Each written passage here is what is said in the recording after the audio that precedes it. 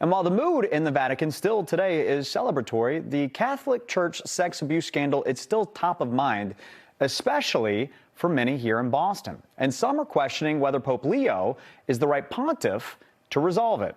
NBC 10's Jericho Tran is joining us live in Boston with more on the concerns that are being raised by a national organization. Jericho?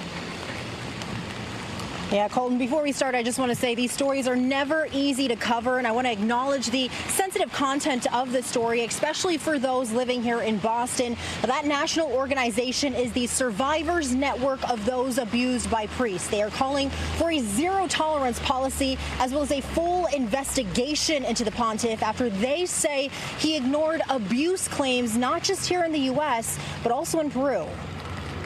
Less than 24 hours after Pope Leo XIV assumed his role as the head of the Catholic Church, allegations from a national organization emerged.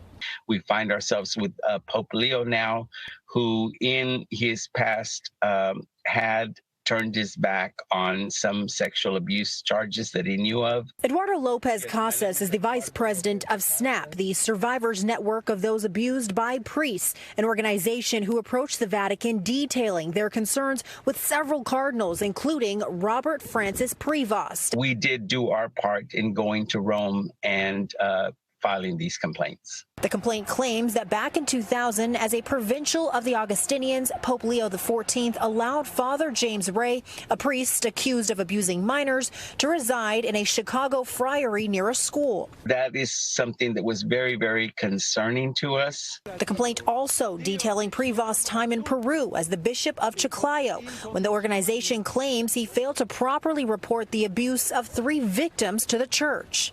When I found out Pope Leo was the new pope, my first reaction was, it's the old guard, business as usual, not much is going to change to help protect children and victims of survivors heal.